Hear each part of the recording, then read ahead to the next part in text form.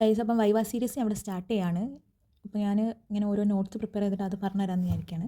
First തന്നെ speech the stuttering ആണ് എടുത്ത്. അപ്പോൾ അതിൽ നമ്മൾ ഫസ്റ്റ് നോക്കേണ്ടത് ഡെഫിനിഷനാണ്. അപ്പോൾ ഇതിൽ മെയിനായിട്ട് ഡെഫിനിഷനിൽ involuntary repetition of sound syllable and words, prolongation of sounds and blocks, അതാണ് നമ്മൾ ഫോക്കസ് ചെയ്യേണ്ട 3 വാക്കുകൾ.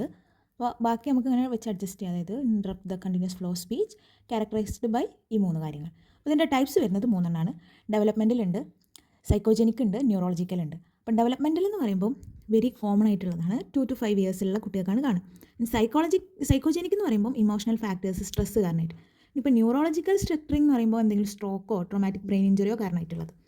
ആൻഡ് ഇതിൻ്റെ കോസസ് വരുന്നത് ജനറ്റിക് ഉണ്ട്, ലിംഗ്വിസ്റ്റിക്, ന്യൂറോളജിക്, എൻവയോൺമെൻറ്റൽ. പിന്നെ ജനറ്റിക്കിൽ വരുമ്പം പോസിറ്റീവ് ഫാമിലി ഹിസ്റ്ററിയാണ്.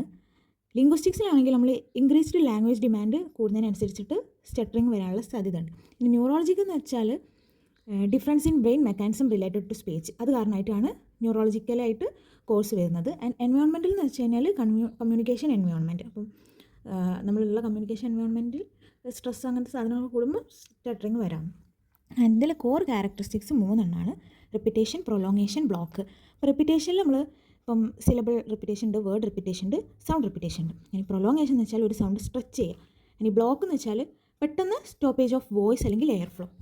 ഇനി ഇതിൻ്റെ സെക്കൻഡറി ബിഹേവിയർ. അപ്പോൾ സ്റ്റട്ടറിങ്ങിൽ ഈ കോർ ക്യാരക്ടറിസ്റ്റിക്സിൻ്റെ ഒപ്പം തന്നെ ഇമ്പോർട്ടൻസ് ഉള്ളതാണ് സെക്കൻഡറി ബിഹേവിയർ. ഇതിലുള്ളതാണ് അവോയ്ഡൻസും എസ്കേപ്പും. ഈ അവോയ്ഡൻസ് എന്ന് വെച്ച് കഴിഞ്ഞാൽ ഈ സംസാരിക്കുന്നതിന് മുന്നേ യൂസ് ചെയ്യുന്നതാണ് അവോയ്ഡൻസ് ബിഹേവിയർ.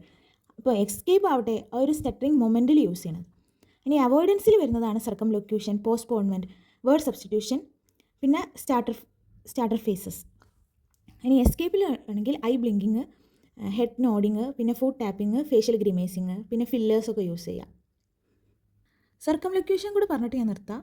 സർക്കംലൊക്യൂഷൻ എന്ന് വെച്ച് കഴിഞ്ഞാൽ ഏതാണോ ടാർഗറ്റ് വേർഡ്, ആ വേർഡിൽ ചിലപ്പോൾ സ്റ്റട്ടറിങ് വരികയാണെന്നുണ്ടെങ്കിൽ ആ വേർഡ് പറയാതെ ചുറ്റുമുള്ള കാര്യങ്ങൾ അതിനെ റിലേറ്റ് ആയിട്ടുള്ള പറയാം. അപ്പം ആപ്പിൾ ആണെങ്കിൽ ദാറ്റ് റെഡ് റൗണ്ട് തിങ് അങ്ങനെ പറയാം. ആപ്പിൾ എന്നുള്ള വേർഡിൽ സ്റ്റട്ടറിങ് ഉണ്ടെങ്കിൽ അതിനെ പറയാണ്ട് വേറെ പറയാം. ഇനി വേറെ ഒന്നും കൂടെ ഉണ്ട്, പോസ്റ്റ്പോൺമെൻറ്റ്. അതായത് നമുക്ക് ഫിയർ ആയിട്ടുള്ള വേർഡ് ഡിലേ ചെയ്തിട്ട് പറയാം. അതിങ്ങനെ കുറേ അതിൽ ഫില്ലേഴ്സൊക്കെ യൂസ് ചെയ്തിട്ട് പറയാം. അപ്പോൾ ബാക്കിയുള്ളത് അടുത്ത വീഡിയോയിൽ പറയാം കേട്ടോ ഗൈസ്.